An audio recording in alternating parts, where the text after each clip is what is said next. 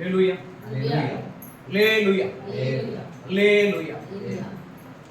தேவன் என்ன வார்த்தை கொடுக்க போறாரு அப்படின்றது எனக்குமே தெரியாது. ஆனா ஒண்ணு தெரியும், தேவனுடைய வார்த்தை பரிபூரணமா இருக்கு. பூரணமா மட்டும் இல்ல, பரிபூரணம். என்ன பூரணத்துக்கும் பரிபூரணத்துக்கும் என்ன வித்தியாசம் அப்படின்னா, பூரணம் அப்படின்னா குறிப்பிட்ட காலகட்டத்துக்கு மட்டும் தான் இந்த ஒரு வார்த்தை செயல்படும். பரிபூரணம்னா நம்ம மூச்சு இருக்க வரைக்கும் இந்த வார்த்தை நம்மளோட வாழ்க்கையில நிறைவேறும். கண்டிப்பா நீங்க நன்றாக இருப்பீங்கன்னு எங்கெங்க எழுதியிருக்காங்களோ அங்கங்க நன்றாக தான் இருப்பார். சில நேரங்கள்ல தோல்வியான சூழ்நிலைகள் வரலாம், இக்கட்டான சூழ்நிலைகள் வரலாம். அதுல இருந்து உங்களை தூக்கி எடுக்க தேவன் வல்லவராக இருக்கிறார். ஒரு பாடல் ஒன்று இருக்கு, உயர்வோ தாழ்வோ மரணமோ ஜீவனோ நீரே எல்லாம் இயேசுவே. மரணமே ஆனாலும் என் தேவனை என்ன இருவரையும் ஒருவர் பிரிக்க முடியாது அப்படின்றதுதான் விசுவாசம். விசுவாசத்தை குறிச்சுதான் நம்ம இன்னைக்கு முக்கியமா பார்க்க போறோம். எவ்வளவு சீக்கிரம் முடிக்க முடியுமோ அவ்வளவு சீக்கிரம் முடிக்கலாம். எடுத்து வந்து வாசிக்கலாம். அப்போஸ்தலர் 16:14. அப்பொழுதே தேத்திரன் ஊராலும் ரத்தாம்பர திர்க்கரும் தேவனை வணங்காதவருமாகிய லீதியாள் என்னும் பேருள்ள ஒரு ஸ்திரீ கேட்டுக்கொண்டிருந்தால் பவுல் சொல்லியவைகளை கவனிக்கும்படி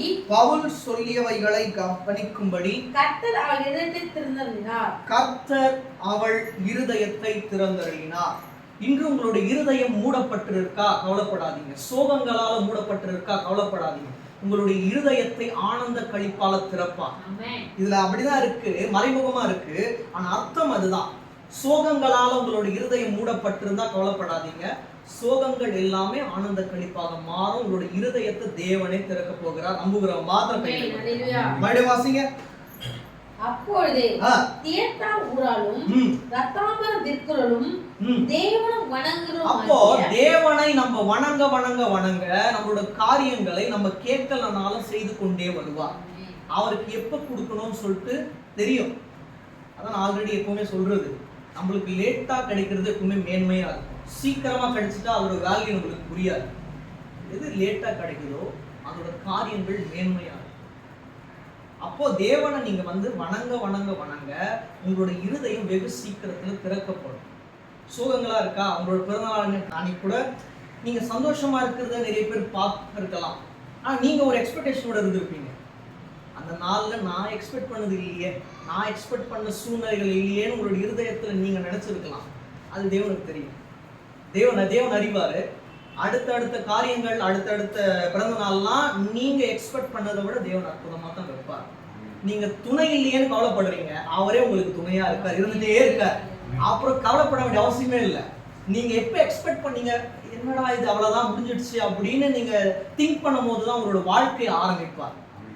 அப்பதான் நீங்க உங்களுக்கே புரியும், நானும் என்னவோ நினைச்சேன், ஆனா என்னோட வாழ்க்கைய மேன்மையா வச்சாரு அப்படின்னு தான் நீங்க என்ன பண்ணுவீங்க, சாட்சி சொல்லுவீங்க. இந்த கீழே கர்த்தர் அவள் இருதயத்தை திறந்தருளினார். அவர் திறந்தா மட்டும் தான் இருதயம் திறக்கும், வேற யாரு திறந்தாலும் திறக்காது. அப்ப திறக்கணும்னா அந்த திறவுகோல் ஆண்டவராகிய இயேசு கிறிஸ்து கிட்ட இருக்குது. அது மட்டும் தான் தேவன் உங்களுடைய இருதயத்துக்கு திறக்க உதவும். அவர் மட்டும் தான் திறப்பார். இன்னொன்று கூட எடுத்து நம்ம வாசிக்கலாம். உபாகமம் 28:10 முதல் வாசிங்க. உபாகமம் 28:10 முதல். அப்பொழுது கர்த்தருடைய நாமம் உனக்கு தரிக்கப்பட்டது என்று பூமியின் ஜனங்களெல்லாம் கண்டு உமக்கு பயப்படுவார்கள். உனக்கு கொடுப்பேன் என்று கர்த்தர் உன் பிதாக்கள் ஆணையிட்ட தேசத்தில் கர்த்தர் உன் கர்ப்பத்தின் கனியிலும் உன் மிருகத்தின் பலனிலும் உன் நிலத்தின் கனியிலும் உனக்கு பரிபூர்ண நன்மை உண்டாக கட்டளையிடுவார். பரிபூர்ண நன்மை உண்டாக கட்டளையிடுவார். பரிபூர்ண நன்மை தான், தீமை இல்ல. தீமைக்கு ஆப்போசிட் என்ன? நன்மை. தீமையாவே இருக்குன்னு நினைக்காதீங்க. பரிபூர்ண நன்மைக்காக தான் இவ்வளவு நாள் உங்களை வெயிட் பண்ண வைக்கிறார். வெறும் நன்மைனா அது மாறிவிடும், பரிபூர்ணமான நன்மைனா அது மாறாது. நீங்க அதுக்கப்புறமா வாழ்க்கையில் நல்லா இருக்கணும். உங்களோட கண்ணீர், உங்களோட துக்கங்கள், உங்களோட சோகங்கள் நாங்க அறியாமல் இருக்கலாம். உள்ளத்துல பிரேயர் பண்ணும்போது தேவன் சில நேரங்கள்ல என்ன பண்ணுவார், எங்களுக்கு இவங்களுக்காக ப்ரேயர் பண்ணுவார். அப்ப ப்ரேயர் பண்ணும்போது ஆண்டவர் பல விஷயங்கள் என்ன பண்ணுவார், எங்களுக்கு சொல்லுவாரு. நீங்க சோகமா இருந்தீங்கன்னா உங்களுக்கு ஏற்ற வார்த்தைகளை தேவன் தருவார். நாங்க கொடுக்க மாட்டோம். என்ன எடுக்கணும்னு எங்களுக்கு தெரியாது. நாங்க சாதாரண அழிந்து போகிற மனுஷங்க. தேவனுக்கு தெரியும், அவர் நடத்துவார். உங்களோட வந்தவர்கள் யாருமே வீணாக போக மாட்டீங்க. நீங்க வரும்போது சோகங்களா இருக்கலாம், போகும்போது இன்பத்தின் நதி தான் புரண்டு போடும். நம்புகிற மாத்திர கையில் இது கண்டிப்பா நடக்கும். உங்களோட சோகங்கள், உங்களோட கண்ணீர்கள் எல்லாம் மனுஷங்க பார்த்து என்ன சும்மா அழுதுட்டு இருக்கா அப்படின்னு, அம்பா என்ன எந்த விஷயத்துக்காக கண்ணீர் சிந்துறோம்னு சொல்லிட்டு தேவனுக்கு தெரியும். உலக மனுஷங்க அறிஞ்சிருக்க மாட்டாங்க. தேவனுக்கு தெரியும், என் வாழ்க்கை நல்லா இருக்குமா, அடுத்த மாசம் மேரேஜ், பல தேவைகள் இருக்கு. தேவனே முன்னிருந்து நடத்துவார். நீங்க கவலைப்படாதீங்க. நீங்க செய்ய வேண்டிய ஒரே விஷயம், மேரேஜுக்கு அப்புறமா உங்களோட வாழ்க்கை கேஜா இருக்கக்கூடாதுன்னா இப்போதுன்னு ஜெபம் பண்ணுங்க. தேவன் சொல்றத சொல்லி உங்களோட வாழ்க்கை மேரேஜுக்கு அப்புறமா கேஜா இருக்கக்கூடாது அப்படின்னா தேவனுடைய புஸ்தகத்தில் எழுதப்பட்ட ஒரு வாழ்க்கையா தான் இருக்கணும். அப்படி இருந்ததுன்னா இப்ப இருக்கிறத விட மேரேஜுக்கு அப்புறமா சந்தோஷமா இருக்கணும். நீங்க மேரேஜுக்கு அப்புறமா சந்தோஷமா இருக்கணும்ன்றதுதான் எங்க எல்லாரோட ஆசை. இப்ப மட்டும் கிடையாது. அதனாலதான் தேவன் அடிக்கடிக்கு சில விஷயங்களை உங்களுக்கு ஓப்பனாகவும் சொல்லுவாரு, மறைமுகமாகவும் வந்து சொல்லுவார். எனக்கு அறியாது இருக்கலாம், நான் மாம்சமானவர், எனக்கு அறியாது, தேவன் அறிவார். ஒன்னே ஒண்ணு, ஜப வாழ்க்கையில முட்டி போட்டு நீங்க கிளியரா இருங்க, கிளியர் மைண்டோட இருங்க. என்ன பேசுறாங்க, எந்த ஒரு ஃபார்மேட்ல யோசிக்கிறாங்கன்னு சொல்லிட்டு புரிஞ்சுக்குங்க. ஆவியில இருக்காங்களா, மாம்சத்துல இருக்காங்களா? மாம்ச சிந்தை இருந்தா வாழ்க்கை நல்லா இருக்காது. ஆவியின் சிந்தை இருக்கணும். இப்ப மட்டும் இருக்கக்கூடாது, அன்பு இறுதி வரைக்கும் இருக்கணும். மேரேஜ் அப்படின்றது கேஜே கிடையாது, அவரோட பேஜில் எழுதப்படும், அங்க எழுதப்பட்டிருக்கணும். அதான் மேரேஜ். இறுதி வரைக்கும் அன்பா இருக்கணும். தேவனுக்குள்ள இருந்தா, தேவன் அறிகிற அறிவு இருந்தா, நீங்க பிரேயர் வாழ்க்கையில நல்லா இருந்தா தேவனே உங்களோட மேரேஜ் வாழ்க்கையை அற்புதம் நடத்துவார். நாங்க நம்புறோம். நீங்க நம்புறீங்கன்னா கையில வருத்தோம். சரி, இன்னொன்னு கூட எடுத்து நீங்க வாசிக்கலாம். வரைக்கும் வாசிச்சிட்டீங்களா? வாசிங்க. ஏற்ற காலத்தில் உன் தேசத்திலே மழை பெய்யவும் நீ கையிட்டு செய்யும் வேலை. அந்த ஏற்ற காலம்னா எப்போன்னு சொல்லிட்டு உங்களுடைய இருதயம் கேட்டுக்கொண்டு இருக்கலாம். ஏற்ற காலம் இதோ வருது, புலி வர்ற கதை வருதுன்றாங்க. ஏற்ற காலம் எப்போ நம்ம அறிஞ்சிட்டோம் வைங்களேன், அந்த டேட்டுக்காக வெயிட் பண்ணிட்டு இருப்போம். அது வந்த உடனே தேவனை மறந்துடுவோம். ஏற்ற காலம் அப்படின்றது அவர் என்ன சொல்றாரோ அப்பதான் நடக்கும். ஏற்ற காலத்தில் புது கனி உங்களுக்கு வரும்னா வரும். ஏற்ற காலத்தில் உங்களோட காரியங்களை நானே நிறைவேற்றுவேன் அப்படின்னு அவர் எழுதி வச்சாருன்னா அப்பதான் நடக்கும். ஏற்ற காலம் அப்படின்றது நம்மளுக்கு தெரியாது, தேவன் அறிந்திருக்கார். ஆனா கண்டிப்பா நடக்கும். வாசிங்க. ஏற்ற காலத்தில் உன் தேசத்திலே மழை பெய்யவும். அப்படின்னா என்ன தெரியுமா அர்த்தம்? ஏற்ற காலத்தில் உங்களுடைய இருதயங்கள் பூத்து குலுங்கும். இருதயத்தை திறக்கிறாரு அப்படின்னு பார்த்தோம் பாத்தீங்களா? ஏற்ற காலத்துல இன்பத்தின் மழை பெய்யும். கண்டிப்பா துன்ப மழையெல்லாம் கிடையாது, இன்ப மழைலாம். நீ கையிட்டு செய்யும் வேலையெல்லாம் ஆசீர்வதிக்கவும் கர்த்தர் உனக்கு தமது நல்ல பொக்கிஷசாலைய வானத்தை திறப்பார். நீ अनेक ஜாதிகள். நீங்க வர்க் போறீங்களா? வர்க் போகும்போது பொறாமைகள், போராட்டங்கள் நிறைய இருக்கும். இன்கிரிமென்ட் தேவன் தான் கொடுப்பார், வேற யாரும் கொடுக்க முடியாது. சோர்வா இருக்கலாம், அந்த சோர்வுல கூட உங்களுக்கு பெல்டன் கொடுத்து ஒர்க் பண்ண வைக்கிறாருன்னா அதுதான் அவர் உங்க கூட இருக்காரு அப்படின்றதுக்கான ஒரு ஸ்டாம்ப், ஒரு சிம்பிள். உங்களுக்கு நீங்க ஒர்க் ப்ரெஷரா இருக்கும், ஆனாலும் ஒர்க் பண்றீங்கல்ல, அது தேவனுடைய ஈவு, தேவனோட கிருபையெல்லாம் நம்மளால சோர்ந்து இருக்கும் போது கூட ஒர்க் பண்ண முடியாது. நல்லா புரிஞ்சுக்கணும், உங்களோட வேலை ஸ்தலத்தில் கூட உங்களை தேவன் உயர்த்த வல்லவராக இருக்கிறார். நீ अनेक ஜாதிகளுக்கு கடன் கொடுப்பாய், நீயும் கடன் வாங்காதிருப்பாய். இன்று நான் உனக்கு விதிக்கிற வார்த்தைகள் யாவையும் விட்டு விலகி. நம்ம பண்ண வேண்டிய ஒரே விஷயம், தேவனுடைய வார்த்தையை விட்டு விலகக்கூடாது. நாளைக்கே ஏதாச்சும் ஒரு நெகட்டிவ் ஆகாது, ஆச்சுனா கூட நீங்க தேவனுடைய வார்த்தையை விட்டு விலகக்கூடாது. அதுல கூட ஏதாச்சும் ஒரு நன்மை இருக்கும், எனக்கு தெரியாது, ஏதாச்சும் ஒரு நன்மையை தேவன் கண்டிப்பா பண்ணிருப்பாரு. தேவனுடைய வார்த்தையை விட்டு ஒரு நாள் நீங்க விலகக்கூடாது. ஒரு சப்ஜெக்ட்ல ஃபெயில் ஆயிட்டேன், ஆனுவல் எக்ஸாமே நான் எழுத மாட்டேன்னு சொல்ல முடியுமா? முடியாது. இறுதி முடிவு அற்புதமா இருக்கும். இப்பவே நம்ம சோர்ந்து போயிட்டா இதை விட ஜாஸ்தியான பிரச்சனைகள் நம்மளோட வாழ்க்கையில வரும். அதை தாங்கக்கூடிய சக்தியை தாங்கப்பான்னு கேட்கும். பிரச்சனை வந்தா நீங்க என்னை விட்டு விலகாதீங்கப்பான்னு கேட்கும். என்னை விட்டு விலகிடுங்க, என்னென்னவோ எண்ணம் வருது அப்படின்லாம் மாம்ச சிந்தை. ஆவியின் சிந்தை இருக்கும்போது அந்த எண்ணங்கள்லாம் வரவே கூடாது. ஒண்ணே ஒண்ணு, யாரு கூட டைம் ரொம்ப ஸ்பெண்ட் பண்றீங்கன்னு பாருங்க. தேவனிடத்துல நீங்க டைம் ஸ்பெண்ட் பண்ண உங்களுடைய காரியங்களை அவரே ஸ்டெப் பை ஸ்டெப் நடத்தி கொண்டே இருப்பார். உலக மனுஷன் கிட்ட நேரம் வந்துட்டு செலவிடுறது குறைச்சுக்குங்க. வீணான வார்த்தைகளுக்கு நீங்களும் லிங்க் ஆகாதீங்க. தேவனுடைய வார்த்தை படிங்க, வேற ஏதாவது புக்ஸ் படிங்க. உலக மனுஷன்கிட்ட நீங்க பேச பேச பேச உங்களோட காரியங்கள் வீணாக தான் போகும். வீணா ஆகக்கூடாதுன்னா தேவனுடைய வார்த்தையை கேளுங்க, தேவனுடைய வார்த்தையை படிங்க, தியானிங்க, உள்ளத்தை வச்சுக்கோங்க. ஜெப வாழ்க்கையில உறுதியா, அடிக்கடிக்கு சொல்றேன், ஜெப வாழ்க்கையில நீங்க உறுதியா இருக்க அவர் உங்களை விட்டு விலக மாட்டார். ஒரு நாள் விலக மாட்டார். நீங்களும் அவரை விட்டு விலகக்கூடாது, அவரோட வார்த்தையை விட்டு விலகக்கூடாது. இன்று நான் உனக்கு விதிக்கிற உன் தேவனாகிய கர்த்தரின் கட்டளை கைக்கொள்ளவும் அவைகளின்படி நடக்கவும் அவைகளுக்கு செவி கொடுத்து வந்தால் கர்த்தர் உன்னை வாளாக்காமல் தலையாக்குவார், நீ கீழாகவும் மேலாவாய். இதுதான் தேவன் உங்களுக்கு கொடுக்கக்கூடிய பரிபூர்ணமான வாக்குத்தத்தம். இந்த ஒரு கடைசி பாகம் மட்டும் வாசிங்க. கர்த்தர் உன்னை வாளாக்காமல் தலையாக்குவார், வாளாக்காமல் தலையாக்குவார், நீ கீழாகவும் மேலாவாய், கீழாகாமல் மேலாவாய். இன்னைக்கு உங்களை எல்லாம் வால் மாதிரி நினைப்பாங்க, ஆனா தூக்கி தேவன் வந்துட்டு மேலதான் வைப்பார். கீழாவும் மேலாவீங்க. உங்களை ஒரு மாதிரி கீழே நினைக்கிறாங்களா, கவலைப்படாதீங்க, உங்களை தூக்கி மேல வைப்பார். மேல வச்சுட்டு அவரோ உங்களோடு இருப்பார். எப்படியா வாசிங்க. கர்த்தர் உன்னை வாளாக்காமல் தலையாக்குவார். கொஞ்சம் வாத்திப்படி. கர்த்தர் உங்களை நம்மை வாளாக்காமல் தலையாக்குவார், நீ கீழாகாமல் மேலாவாய், நாம் கீழாகாமல் மேலாவோம். நினைச்சுக்கிறேன், எல்லாரும் நினைச்சுக்கிறேன். இந்த ஐக்கியம் தான் முக்கியம். நம்ம எப்படி இருப்போமா, எப்படி இருக்க மாட்டோம், ஒரு வால் மாதிரி இருக்க மாட்டோம். தேவன் வந்துட்டு தலையா வைப்பாரு, நம்ம கீழெல்லாம் போக மாட்டோம். தேவன் நம்மளை உயர்த்தி மேலாக தான் வைப்பார். சரி, இன்னொரு காரியத்தை கூட எடுத்து நம்ம வாசிக்கலாம். 1 யோவான் 5:13 வாசிக்கலாம். 1 யோவான் 5:13 உங்களுக்கு நித்திய ஜீவன் உண்டென்று நீங்கள் அறியவும். நித்திய ஜீவன் கண்டிப்பா இருக்கு. என்ன ஜீவனா?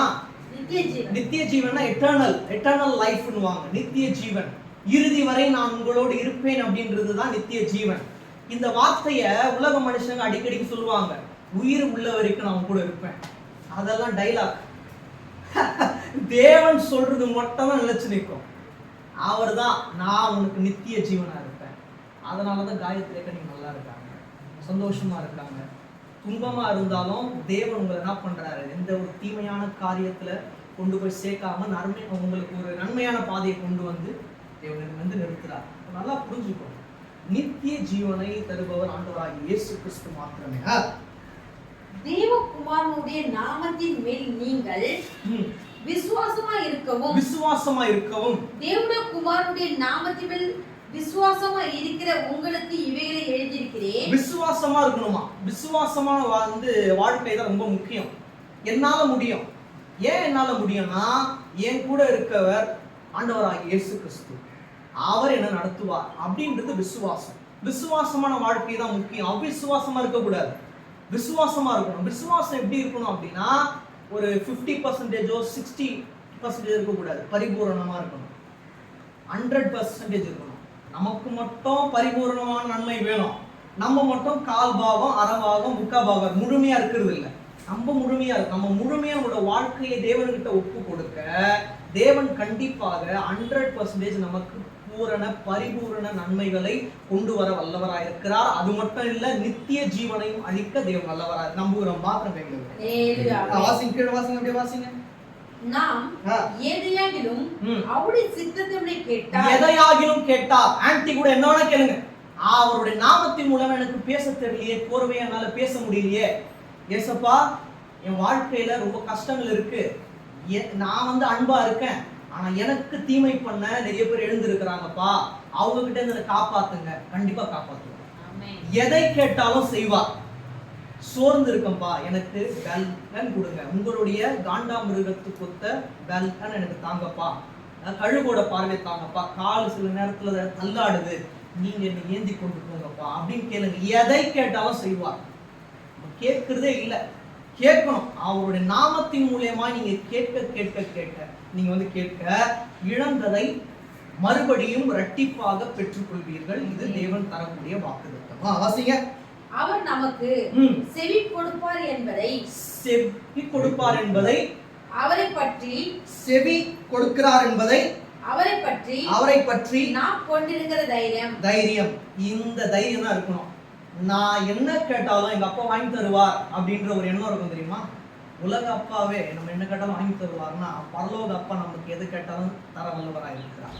நான் கேட்பேன், அதற்கு அவர் செவி கொடுத்து எனக்கு தர வல்லவரா இருக்கிறார்ன்ற தைரியம் இருக்கணும். இந்த வசனத்தை குறிச்சு வச்சுக்கோங்க. இப்படியே நீங்க பிரேயர் பண்ணும்போது கேளுங்க, கண்டிப்பா தேவன் தருவார். எனக்கு நல்ல வாழ்க்கை வேணும், தீமையான வாழ்க்கை எனக்கு வேணாம். ரொம்ப நாள் வெயிட் பண்ணிட்டேன், சோர்ந்து போயிட்டேன், பெல்டன் இல்லை, மாம்சத்திலையும் இல்லை, சரீரத்திலையும் இல்லை, ஆவிலையும் இல்லை. அந்த பெல்டன் எனக்கு தாங்கப்பா. நீங்க எப்போ கொடுத்தாலும் நான் அக்செப்ட் பண்ண ரெடி. அதுக்கப்புறமா என்னோட வாழ்க்கை நல்லா இருக்கும். இப்படிதான் கேட்கணும். நம்மளுடைய வாசிங்க. நான் எதையாகிலும் நாம் எதையாகிலும் அவருடைய சித்தத்தின்படி கேட்டால், அவருடைய சித்தத்தின்படி கேட்டேன். இன்னொன்னு எதான கேட்கலாமா? அதுதான் ஒண்ணு இருக்கு.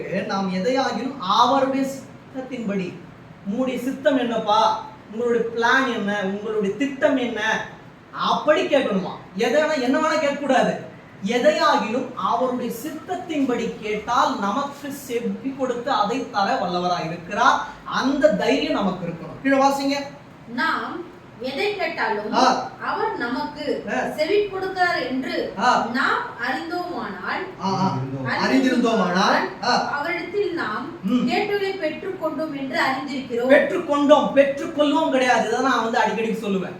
பெற்றுக்கொள்ள போறீங்கல்ல, ஆல்ரெடி பெற்றுக்கொண்டாயிட்டு. ஓகேங்களா? இனிமேட்டு நீங்க பெற்றுக்கொள்ள போவதில்லை, பெற்றுக்கொண்டு விட்டீர்கள். அந்த மாதிரி எண்ணம் இருக்கும். நான் கேட்டுட்டேன், தேவன் எனக்கு கொடுத்துட்டாருன்ற எண்ணம் இருக்கும். கொடுக்க போறாரு இல்ல, கொடுக்க போறாருன்னா அது வருங்கால சொல்லாயிடும். இப்ப நடக்கிறது, எனக்கு கொடுத்துட்டார். அதனால எதை கண்டோ கவலைப்பட வேண்டிய அவசியமே இல்லை. கேட்கறது என்னோட கடமை. அவர் எனக்கு கொடுத்துட்டார் அப்படின்னு நினைச்சுக்கோங்க. கண்டிப்பா தேவன் என்ன பண்ணுவார்? விரைவில் அதை உங்களோட வார்த்தையின்படி நிறைவேற்றுவார். இப்போ 18 வாசிங்க. தேவனால் பிறந்த எவனும் பாவம் செய்யான் என்று அறிந்திருக்கிறோம். தேவனால் பிறந்தவன் தன்னை காக்கிறான், பொல்லாங்கன் அவனை தொடான். தேவனால் பிறந்த எவனும் பாவம் செய்யான் என்று அறிந்திருக்கிறோம். இப்ப தேவனால் பிறக்கிறதுனா என்ன அப்படின்னா, அப்ப பிறந்ததுல இருந்து எல்லாருமே பரிசுத்தம் ஆயிடுவாங்கன்னா இல்ல. தேவனால முழுகி ஞானஸ்தானம் பெற்று அவரால் கழுவப்படும் போதுதான் நம்ம ஃபர்ஸ்ட் டைம் பிறக்கிறோம். மாம்சத்துக்கு என்று மரித்து ஆவிக்குள்ளாக பிறக்கிறோம். அப்போத்துல இருந்து தேவனுக்கு பிரியமில்லாத காரியங்களை நம்ம செய்யவே கூடாது. பொல்லாங்காய் தோன்றுகிற எல்லாத்தையும் விட்டு விலகணும். பொல்லாப்பு செய்யறவங்கிட்ட எல்லாம் நீங்க அந்த ஒரு ரிலேஷன்ஷிப்பை வச்சுக்க கூடாது. என்னன்னா அவங்க ப்ரேயர் பண்ணுங்க, அவங்க மாறணும்னு ப்ரேயர் பண்ணுங்க. அவங்க கூட உறவாடி நீங்க ஐக்கியமா இருக்கும் போது தேவன் அதுல பிரியப்படுறது இல்லை. தேவனுக்கு விரோதமாய் இல்ல தேவனுக்கு பிரியமில்லாத காரியங்கள் நீங்க செய்ய உங்களோட காரியங்கள் சில நேரங்கள்ல ஹோல்ட் ஆன் பண்ணக்கூடாது. மறுவாசிங்க. தேவனால் பிறந்த எவனும் பாவம் செய்யான் என்று அறிந்திருக்கிறோம். தேவனால் பிறந்தவன் தன்னை காக்கிறான், பொல்லாங்கன் அவனை தொடான். பொல்லாப்பான காரியங்கள் உங்களை தொடவே முடியாது. பொல்லாதவர்களாகி யாராக இருந்தாலும் அவங்க உங்களை தொடவே முடியாது. எப்பனா நம்மளுடைய இருதயத்தை நம்ம காக்கணும், இருதயத்தை பாதுகாப்பா வைக்கணும். இருதயத்துலதான் தேவன் ஆளுகை செய்கிறார். அப்படி இருக்கும்போது நம்மளுடைய இருதயத்தை நம்ம பாதுகாக்க பொல்லாங்கன் நம்மை தொடான். வாசிங்க 19. நாம் தேவனால் உண்டாய் இருக்கிறோம் என்றும் உலகம் முழுதும் பொல்லாங்கனுக்குள் கிடைக்கிறது என்றும் அறிந்திருக்கிறோம். நாம் யாரால் உண்டா இருக்கிறோமா? தேவனால் உண்டா இருக்கிறோம். தேவனால் உண்டானவர்கள் மாத்திரம் கைகளை உயர்த்தலாம். ஆமென், ஹல்லேலூயா. தேவனால் உண்டானவன். உலகத்துக்கும் எனக்கும் ஐக்கியம் இருக்கணும், அன்பா இருங்க. அது வேற. ஞானஸ்தானம் பெற்றவர்கள் இந்த ஆவிக்குரிய அனுபவத்துல சொல்றேன் நான். மாம்சத்துல எடுத்துக்கூட. அப்ப உலகத்துல இருக்கவங்கள கெட்டவங்களான்னு கேட்டா இல்ல, அப்படி கிடையாது. அந்த ஆவிக்குள்ளானவர்களுக்கு சில விஷயங்கள் புரியும். தேவனோட இடைப்படும் போது தேவன் பல விஷயங்கள் என்ன பண்ணுவார், அவங்க கிட்ட சொல்லிட்டே இருப்பார். அது ஆவிக்குள்ளானவர்களுக்கு, ஞானஸ்தானம் பெற்றவர்களுக்கு, தேவனோடு உறவாடுவர்களுக்கு, வேதத்துல அந்த ஒரு தியானமா இருக்கிறவர்களுக்கு மாத்திரம் தான் புரியும். மறுவாசிங்க. நாம் தேவனால் உண்டாயிருக்கிறோம் என்றும் உலகம் முழுதும் பொல்லாங்கனுக்குள் கிடைக்கிறது என்றும் அறிந்திருக்கிறோம். அன்றியும் நாம் சத்தியம் உள்ளவரை அறிந்து கொள்வதற்கு தேவனுடைய குமாரன் வந்து. அப்ப சத்தியம் உள்ளவரை அறிந்து கொள்ளணும். யார் அந்த சத்தியம்? ஆண்டவராகிய இயேசு கிறிஸ்துவே அந்த சத்தியமா இருக்கிறார். ஓகே, இன்னொன்று கூட எடுத்து நம்ம வந்து வாசிக்கலாம். 2 யோவான் 1:8. ஆகையால் நாம் சத்தியத்திற்கு உடன் வேலையாட்கள் இருக்கும்படிக்கு அப்படிப்பட்டவர்களை சேர்த்துக் கொள்ள கடனாளியா இருக்கிறோம். மறுபடியும் வாசிங்க. ஆகையால் நாம் சத்தியத்திற்கு உடன் வேலையாட்கள் இருக்கும்படி அப்படிப்பட்டவர்களை சேர்த்துக் கொள்ள கடனாளியா இருக்கிறோம். 2 யோவான் 1:8. உங்கள் செய்கைகளின் பலனை இழந்து போகாமல் பூரண பலனை பெறும்படிக்கு எச்சரிக்கையாயிருங்கள். உங்கள் செய்கைகளின் பலனை இழந்து அதாவது நான் இவ்வளவு ஜெப வாழ்க்கையில உறுதியா இருக்கேன், பேர் வைக்கிறேன், இந்த இயற்கம் வந்து கலந்துக்கிறேன், வேதத்தை வாசிக்கிறேன், என்னுடைய காரியம் வந்துட்டு வீணாக போச்சேன்னு சொல்லிட்டு நீங்க ஒரு நாளும் சொல்லவே கூடாது. ஏன்னா உங்கள் செய்கைகளின் பலனை இழந்து போகாமல் பூரண பலனை பெறும்படிக்கு எச்சரிக்கையா ஒரு நாளும் எச்சரிக்கையா இருங்க. தேவனுடைய நாமத்தை நான் பண்ணிட்டேன், டேஸ்ட் பண்ணிட்டேன், என்ன நீங்க பாதுகாத்துக் கொள்ளுங்கப்பா, மாம்சமான காரியங்கள் என்னை சேதப்படுத்தக்கூடாது அப்படின்னு நீங்க கேட்கணும். அப்படி கேட்டாதான் உங்களுடைய பலன் ஒரு நாள் நீங்க எழுந்து போக மாட்டீங்க. பூரண பலனை பெறும்படிக்கு எச்சரிக்கையா இருக்கு. பூரண பலன் அப்படின்றது சீக்கிரத்துல கிடைச்சிடாது. பூரண பலன் நம்மளுக்கு கிடைக்கணும் அப்படின்னா நம்ம கண்டிப்பா வெயிட் பண்ணி தான் ஆகணும். அதுக்கு எச்சரிக்கையா இருக்கும். எனக்கு பூரண பலன் வேணும்ப்பா, நான் எவ்வளவு நாள் வெயிட் பண்ணனாலும் வெயிட் பண்றேன் அப்படின்றதுதான் இதுல அர்த்தம். இன்னொன்னு கூட எடுத்து நம்ம வாசிக்கலாம். 2 பேதுரு 1:19 முதல் 21 வரை. 2 பேதுரு 1:19 முதல். அதிக உறுதியான தீர்க்கதரிசன வசனமும் நமக்கு உண்டு. பொழுது விடிந்து விடிவெளி உங்கள் இருதயங்களை உதிக்கும் அளவும் இருளுக்குள்ளே ஸ்தலத்தை பிரகாசிக்கிற விளக்கை போன்ற வசனத்தை கவனித்திருப்பது நலமாயிருக்கும். தேவனுடைய வசனம் எப்படி இருக்கு அப்படின்னு சொல்லிட்டு இதுல இருக்கு. நீங்க ஒரு சின்ன அப்படியே நீங்க பொறுமையா ஸ்டாப் பண்ணி வாசிச்சா புரியும். அதிக உறுதியான தீர்க்கதரிசன வசனமும் நமக்கு உண்டு. பொழுது விடிந்து விடிவெள்ளி உங்கள் இருதயங்களை உதிக்கும் அளவும் இருளுள்ள ஸ்தலத்தில் பிரகாசிக்கிற விளக்கை போன்ற வசனத்தை கவனித்திருப்பது நலமாயிருக்கும். இதுல என்ன தெரியல அர்த்தம்? எப்படி உங்களுக்கு இருள் விலகி விடிய காலில் உங்களுக்கு சூரியன் வருதோ அது வரைக்கும் சில நேரங்கள்ல இருளா இருக்கும். இருளா இருக்கும் போது வசனம் எப்படி இருக்கான்? உங்களுக்கு ஒரு விளக்கா இருக்கான். அந்த காலையில பாத்தீங்களா, அது ஆண்டவராகிய இயேசு கிறிஸ்து குறிக்குது. தேவனுடைய 2ஆம் வருகையை குறிக்குதுங்க. தேவனுடைய வசனம் அது வரைக்கும் உங்களுக்கு தேற்றும் அப்படின்றதுதான். இப்போ வரைக்கும் உங்களோட வாழ்க்கை இருளா தான் இருக்குது, நம்ம இருள தான் இருக்கோம். அவர் எப்போ வராரோ அப்பதான் நமக்கு காலை, பிரகாசமான காலை. அவர் வர வரைக்கும் தேவனுடைய வசனம் தான் நம்மை தேற்றும். இப்போ வாசிங்க புரியும். அதிக உறுதியான தீர்க்கதரிசன வசனம் நமக்கு உண்டு. பொழுது விடிந்து விடிவெள்ளி உங்கள் இருதயங்களை விடிவெள்ளி யாரு? ஆண்டவராகிய இயேசு கிறிஸ்து தான் அந்த விடிவெள்ளி. உதிக்கும் அளவும் உங்கள் இருதயத்தில் உதிக்கும் அளவும் இருளுள்ள ஸ்தலத்தில் பிரகாசிக்கிற விளக்கை போன்ற வசனத்தை கவனித்திருப்பது நலமாயிருக்கும். தேவனுடைய வசனத்தை நீங்க கேர்ஃபுல்லா கவனிச்சிருக்கிறது உங்களுக்கு நலமாயிருக்கும். கேர்ஃபுல்லா இருங்க. வேத வசனத்தின் மேல ரொம்ப ரொம்ப கேர்ஃபுல்லா இருங்க. தேவன் உங்களுக்கு ஒரு விடிவெள்ளியா வரணும் அப்படின்னா அவர் வர வரைக்கும் இருள் தான். அவர் வந்து விட்டால் விரல் எல்லாம் கொஞ்சம் ஒரு இடத்துல கூட இருக்காது இருள். அவர் வந்து விட்டால் இருள் எல்லாம் விலகிடும். அந்த விடிவெள்ளியே பிரகாசமா இருப்பார். அவர் வர வரைக்கும் நமக்கு எது விளக்கா இருக்குமா? தேவனுடைய வசனமே விளக்கா இருக்கும். கீழே வாசிங்க, 20 வாசிங்க. வேதத்தில் உள்ள எந்த தீர்க்க தரிசனமும் சுய தோற்றமான பொருளை உடையதா இராது என்றும் நீங்கள் முந்தி அறிய வேண்டியது. ஏதோ சுய தோற்றமா சொல்லணும் அப்படின்னு எழுதப்படல, தேவனால் கொடுக்கப்பட்டது. தேவனுடைய வார்த்தைகள் எல்லாமே அவர் மூலியமா கொடுக்கப்பட்டதுதான். ஏதோ உங்களுக்கு ஆறுதலா சொல்லணும்னு எழுதப்படல, அவரால் கொடுக்கப்பட்டது. அப்போ ஒரு நாளும் தேவனோட வார்த்தை வீணாவே போகாது. வீணா போகுமா? அவரோட வசனம் ஒரு நாளும் வீணாக போகாது. வாசிங்க, வேதத்தில் உள்ள எந்த தீர்க்க தரிசனமும் சுய தோற்றமான பொருளை உடையதாயிராமல் வேற புக்ஸ படிக்கிற மாதிரிலாம் இதை வந்து படிக்க கூடாது. மற்ற புத்தகங்கள் எல்லாம் அதுல ஆழம் இருக்கும், அதோட முடிஞ்சிடும்.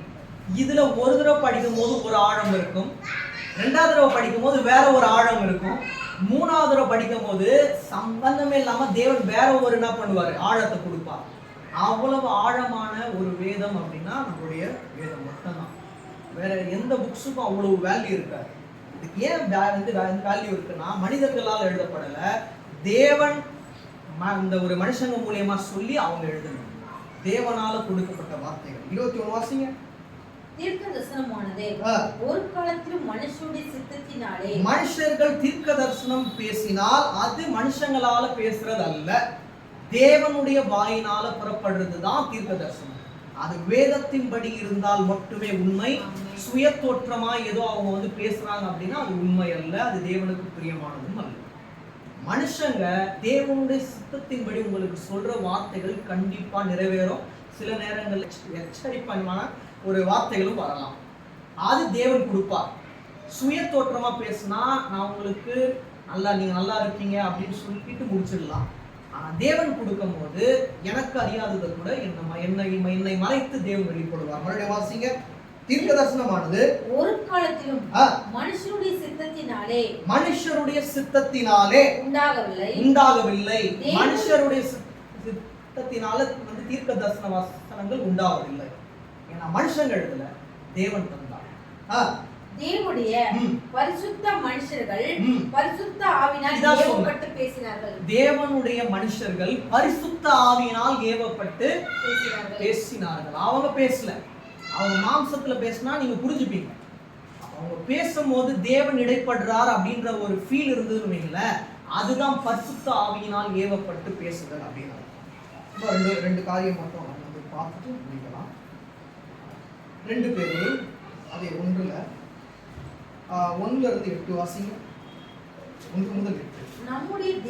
நம்முடைய தேவனும் இரட்சகருமாகிய இயேசு கிறிஸ்துவுடைய நீதியினால் எங்களைப் போல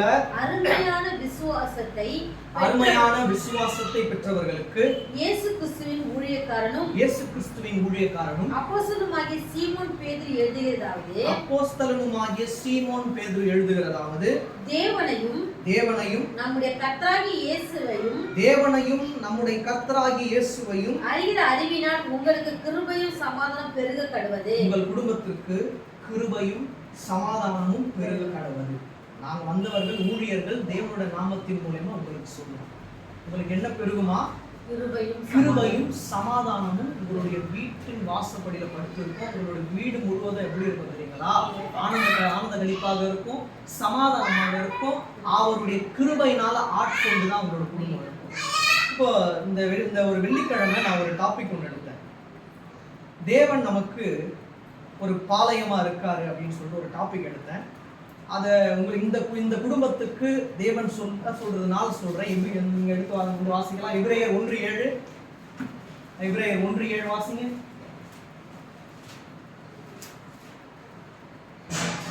தேவ தூதரை குறித்தோ தம்முடைய தூதர்களை காற்றாகவும் தம்முடைய ஊழியக்காரை அக்கினி சோலையாக செய்கிறார் என்று சொல்லி இருக்கிறது. என்ன அர்த்தம்? ஏற்கனவே எங்கேயோ சொல்லி இருக்கு, அதை மறுபடியும் உறுதிப்படுத்துறாருன்னு அர்த்தம். அப்ப எங்க சொல்லி இருக்கு நம்ம பார்த்துட்டு இங்க வரலாம். எடுத்து வாசிக்கலாம். சங்கீதம் 104:4. சங்கீதம் 104ஆம் சங்கீதம். தம்முடைய தூதர்களை காற்றாகவும் தம்முடைய ஊழியக்காரை அக்கினி சோலையாக செய்கிறார். இந்த குடும்பத்தோட இந்த ஸ்தலத்துல தேவன் இருக்கார். அப்படி தேவன் இருந்தா இந்த வீட்டை சுற்றிலும் தேவ தூதர்களை காற்றாக தேவன் வைத்திருக்கிறார். நான் கவலைப்படாதீங்க, இந்த வீட்டை சுற்றிலும் உங்களோட வீட்டில் கூட தேவனுடைய தூதர்களை காற்றாக வைத்திருக்கிறார். அது மட்டும் இல்ல, ஊழியக்காரர்களை எப்படி வச்சிருக்காரா? அக்கினி ஜுவாலை. அக்கினி ஜுவாலையாக தேவன் என்ன பண்ணியிருக்காரு? வச்சிருக்காரு. நீங்க கவலைப்பட வேண்டிய அவசியம் இல்லை. என்ன வந்தாலும் அது உங்களுக்கு ஒரு நாளும் சின்ன காயங்களோட விட்டுடும். ஒரு பெரிய போர்ல சின்ன காயங்கள் ஆனாலும் நமக்கே வெற்றி. காயங்கள் வரும், காயங்களே இல்லைன்னு வைங்களேன், வெற்றி இருக்காது. காயங்கள் வந்தாதான் அந்த ஒரு வெற்றிக்கே ஒரு வேல்யூ இருக்கு. சரி, இதோ இங்க வரலாம். 2 பேதுரு 2வது வாசிங்க, அப்படியே வாசிங்க. 2 பேதுரு 1ஆம் அதிகாரம் 2. தேவனையும் தம்முடைய கர்த்தராகிய இயேசுவையும் அறிகிற அறிவினால் உங்களுக்கு கிருபையும் சமாதானம் பெருக கடவது. கிருபையும் சமாதானமும் பெருக கடவது. இப்ப இருக்கிறத காட்டிலும் உங்களுடைய கிருபை சமாதானம் பெருகி கொண்டே வரும். மாதம் பெருகும். நான் விசுவாசிக்கிறேன், நாங்க எல்லாம் நீங்க விசுவாசிக்கிறீங்கன்னா கரங்களை உயர்த்தலாம். கிருபையும் சமாதானமும் பெருகி கொண்டே வரும். தம்முடைய மகிமையினாலும் காருண்யத்தினாலும் நம்மை அழைத்தவரை அறிகிற அறிவினாலே ஜீவனுக்கும் தேவ பக்திக்கும் வேண்டிய யாவற்றையும் அவருடைய திவ்ய வல்லமையானது நமக்கு தந்தருமின்றி இச்சையினாலும் உலகத்தில் உண்டான கேடுக்கு தப்பி திவ்ய சுவாபத்துக்கு பங்குள்ளவர்களாகும் பொருட்டு மகா மேன்மையும் அருமையான வாக்கு தத்தங்களும் உங்களுக்கு தேவன் தந்தது எல்லாமே மகா மேன்மையான வாக்குதத்த வசனங்கள் தான். கண்டிப்பா அப்ப மகா மேன்மையான வசனங்களை தேவன் உங்களுக்கு தராருன்னா மகா மேன்மையான காரியங்களை உங்களோட வாழ்க்கையில செய்யதான் இந்த வார்த்தைகளை தேவன் உறுதிப்படுத்துறார். கண்டிப்பா மகா மேன்மையான காரியங்களை தேவன் செய்வார். மறுபடியும் வாசிங்க, 3 வாசிங்களேன். தம்முடைய மகிமையினாலும் காரணத்தினாலும் நம்மை அழைத்தவர் அறிகிற அறிவினாலே ஜீவனுக்கும் தேவ பக்திக்கும் வேண்டிய யாவற்றையும் அவருடைய திவ்ய வல்லமையானது நமக்கு தந்ததுமின்றி திவ்ய வல்லமையே நம்மளை நடத்தும். தேவனுடைய திவ்ய வல்லமையே நம்மளை கண்டிப்பா நடத்தும். நம்ம தேவ பக்தி உள்ளவர்களா இருக்கணும். அவர் மேல ஒரு பக்திவான்களா இருக்கணும். நம்மளுடைய ஜீவன் அவரோடு இணைக்கப்பட்டிருக்கணும். அவ்வாறு இருந்தா தம்முடைய மகிமையினாலும் காருண்யத்தினாலும் நம்மை அழைத்தவர் நம்மளை ஒரு நாளும் கைவிட மாட்டார். அவருடைய மகிமை இந்த ஸ்தலத்தின் மேல இருக்கும். அவருடைய காருண்யம் நம்மை பெரியவர்களாக்கும். நம்புகிறவங்க மாத்திரம் கைவிட. 8 வரைக்கும் வாசிங்க, அவ்வளவுதான், முடிச்சிடலாம். இப்படி இருக்க நீங்கள் அதிக ஜாக்கிரதை உள்ளவர்களா இருக்கணும். ரொம்ப கேர்ஃபுல்லா இருக்கணும். எப்ப என்ன ஆகும்னு சொல்லிட்டு நமக்கு தெரியாது. ஜாக்கிரதையா இருப்போம். ஆனால் நம்மளோட வாழ்க்கை ஒரு நாளும் வீணாக போகாது. ஒரு மான் இருக்கு, அந்த மான் எப்போ சிங்கத்துக்கிட்ட அடிபட்டு சாவோம் அப்படின்றது அதுக்கே தெரியாது. தினந்தோறும் எப்படி ஜாக்கிரதையா இருக்கிறதோ சிங்கத்துக்கிட்ட இரையாவாதபடிக்கு நாமும் மானை போல ஜாக்கிரதையா இருக்கணும். ரொம்ப கேர்ஃபுல்லா இருக்கணும். உள்ளாழம் என்னன்னு எனக்கு புரியல, அதே சொல்றாரு. மான்களை போல ஜாக்கிரதையா இருக்கணும். சிங்கத்தோட கர்ஜனை 2 விதமான சிங்கங்கள் இருக்கு. ஆக்சுவலா நான் ஒரு டாபிக் எடுக்கணும், தேவன் எங்க இதை பேச வைப்பாரு எனக்கு தெரியல. என்ன டாபிக் அப்படின்னா, பிசாசாகிய கெர்ஜிக்கிற சிங்கமா இல்லை ஆண்டவராகிய இயேசு கிறிஸ்து என்னும் யூதராஜ சிங்கமா அப்படின்னு சொல்லிட்டு நான் அப்போ டிஸ்கஸ் பண்ணோம். எப்ப பேச வைப்பாரு, எப்படி பேச வைப்பாருன்னு எனக்கு தெரியாது. ஆனா கெர்ஜிக்கிற சிங்கத்துக்கிட்ட மாட்டாதிருங்க, யூதராஜ சிங்கத்தை தேடி போங்க. அதுக்கு என்ன வித்தியாசம்னு சொல்லிட்டு நான் அந்த டாபிக் எடுக்கும்போது தேவன் உங்களுக்கு விளக்குவார். இங்க வரலாம், வாசிங்க. நீங்க அதிக ஜாக்கிரதையா உங்கள் விசுவாசத்தோடு தைரியம். ஆட்டோமேட்டிக்கா உங்களுக்கு தைரியம் வராது. விசுவாசம் இருந்தாதான் தைரியம் வரும். அப்ப என்ன வேணுமா? ஃபர்ஸ்ட் உங்களுக்கு விசுவாசத்தோடு தைரியம். எப்படி உங்களுக்கு ஒரு புடவை வாங்கினா ஒரு புடவை இலவசம்ன்றாங்களோ, விசுவாசம் இருந்ததுன்னா தைரியம் உங்களுக்கு இலவசம். தைரியம் இருந்தா விசுவாசம் இலவசம் கிடையாது. இப்படி கேட்பாங்க, எங்களுக்கு அந்த ஃப்ரீ மட்டும் கொடுத்துருங்க. ஏவா இது வாங்கினாதான் அது ஃப்ரீ. விசுவாசம் இருந்தாதான் உங்களுக்கு என்ன கிடைக்கும்? தைரியமான வாழ்க்கை. நீங்க தைரியமா இருப்பீங்க. தைரியத்தோட ஞானத்தையும் இவர் பாருங்களேன், உங்களுக்கு இலவசம் அப்படின்னு சொல்லிட்டு சும்மா விடல, எக்ஸ்ட்ராவா கொடுத்துட்டே இருக்காரு. விசுவாசம் இருந்தா போதும். என்ன வருமா? தைரியம், ஞானம். ஞானம் முக்கியம். சரி, அறிவுனா என்ன, ஞானம்னா என்னன்னா, அறிவு இந்த உலகத்தோடு முடிஞ்சு போயிடும், ஞானம் நித்தியமாய் நிலைத்து நிற்கும். அறிவு அப்படின்றது நம்ம என்ன படிச்சோமோ அதை எழுதுவோம். ஞானம் அப்படின்றது நமக்கு என்ன தெரியாதோ அதை தேவன் அறிவிப்பார். நமக்கு தெரிஞ்சதெல்லாம் எழுதுறது அறிவு, நமக்கு தெரியாததையும் தேவன் விளக்குவார். பார்த்தீங்களா, அதுதான் ஞானம். அதுதான் நமக்கு வேணும். நான் ஞானமா பேசினேன், டேலண்டடா பேசினேன்றது இல்லை. அறிவு வேற, ஞானம் வேற. ஞானம் எங்க பேசணும், எங்க பேசக்கூடாது அப்படின்றத கற்றுக் கொடுக்கும். அறிவு அப்படின்றது நீ எல்லா இடத்துலயும் பேசு, ஒருத்தவங்க வந்து முறைகிறானா நீயே சேர்ந்து முறைன்றதும் அது அறிவு. ஞானம் அப்படின்னா இந்த இடத்துல தாழ்ந்து போறதுதான் கஷ்டம், கோவப்படுறது ஈஸி.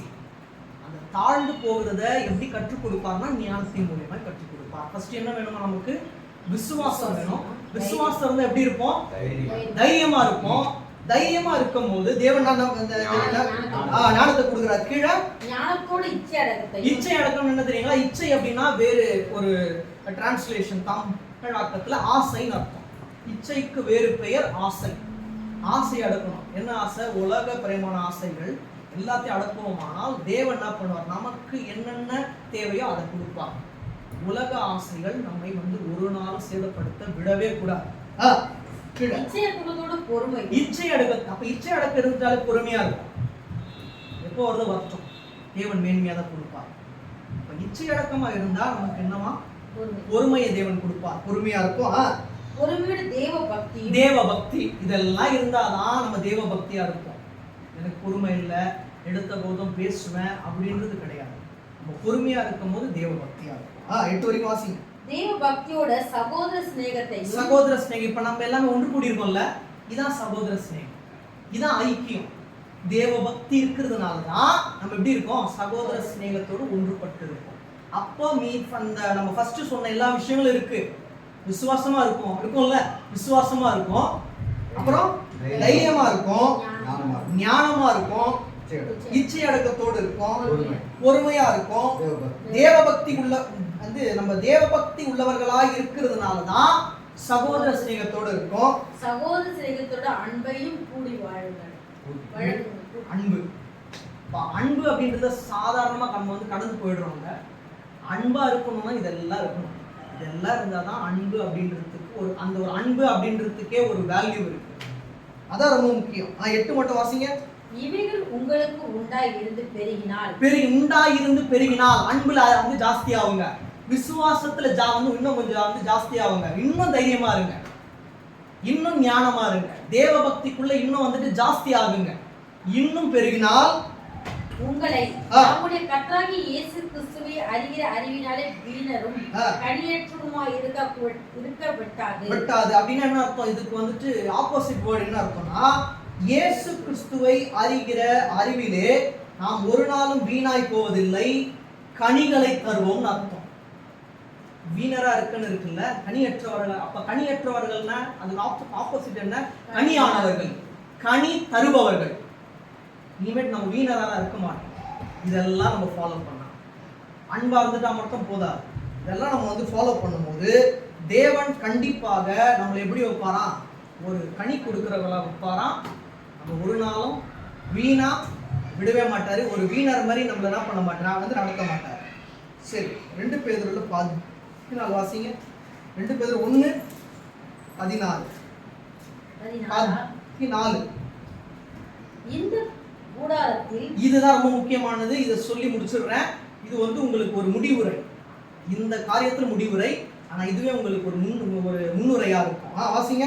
இந்த கூடாரத்தில் நான் இருக்கும் அளவும், ஆண்டவர் சொல்றார், இந்த கூடாரத்தில் நான் இருக்கும் அளவும். அங்கே உங்களுடைய கூடாரத்திலே சொல்றாரு, அந்த கூடாரத்தில் நான் இருக்கும் அளவும் உங்களை நினைப்பூட்டி எழுப்பி விடுவது நியாயமென்று எண்ணுகிறேன்.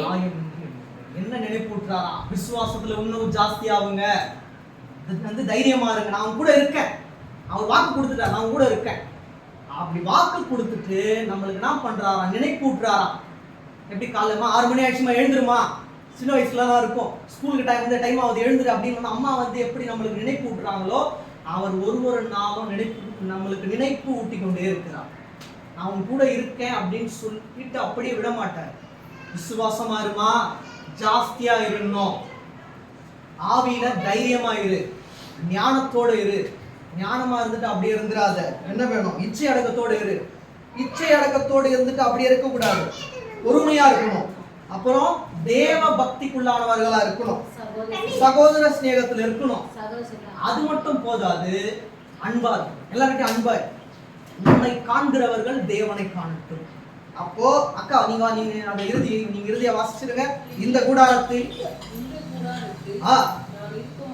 நான் இருக்கும் அளவும் உங்களை நினைப்பூட்டி எழுப்பி விடுவது நியாயம் என்று எண்ணுகிறேன். அப்ப நல்லா புரிஞ்சுக்கோங்க, தேவன் ஒருவர் தான் உங்களுக்கு வந்து நினைப்பூட்டுவார். வேற யாரும் நினைப்பூட்ட மாட்டாங்க. நினைப்பூட்டுறேன் அப்படின்னு சொல்லிட்டு மறந்துட்டேன்னுவாங்க. நம்மள ஒரு நாளும் மறந்து கைவிட அவர் வெறும் ஒரு மனுஷன் அல்ல. அவர் இன்றும் நமக்காக உலகத்துக்கு வந்து 3ஆம் நாள், அதாவது இறந்து 3ஆம் நாள் உயிர்த்தெழுது இன்று பரலோகத்தில் இருக்கிறார். நமக்காக திரளான சேனைகளோடு யுத்தம் பண்ண தேவன் நல்லவராக இருக்கிறார். அதனால ஒரு நாளை நீங்க என்ன பண்ணாதீங்க, சோர்ந்து விடாதீங்க. இந்த கூடாரத்துல அவர் இருக்கும் அளவும் அப்படின்னு என்ன அர்த்தம்? இறுதி வரைக்கும் இருப்பார்னு அர்த்தம். இருப்பாரா இல்லையா? இருப்பார்னு சொல்றது மாத்த கையில். அப்ப கண்டிப்பா ஒரு நாளும் நீங்க எங்கெங்க போறீங்களோ நினைப்பூட்டி கொண்டே இருப்பார். விசுவாசத்துல நீங்க உறுதியா இருக்கும்போது அநேக காரியங்கள் நம்ம பார்த்தோம். அதெல்லாமே என்ன பண்ணுங்க, உங்களோட ஆவிக்குற வாழ்க்கையில பெருக பண்ணிக்கிட்டே இருங்க. கண்டிப்பா சிங்கங்கள் உங்களை சேதப்படுத்தாது. தேவனே நமக்கு ஒரு மீட்பனாய், பாதுகாப்பாளராய், துணையாளராய் இருந்து வழிநடத்துவார். கண்களை மூட.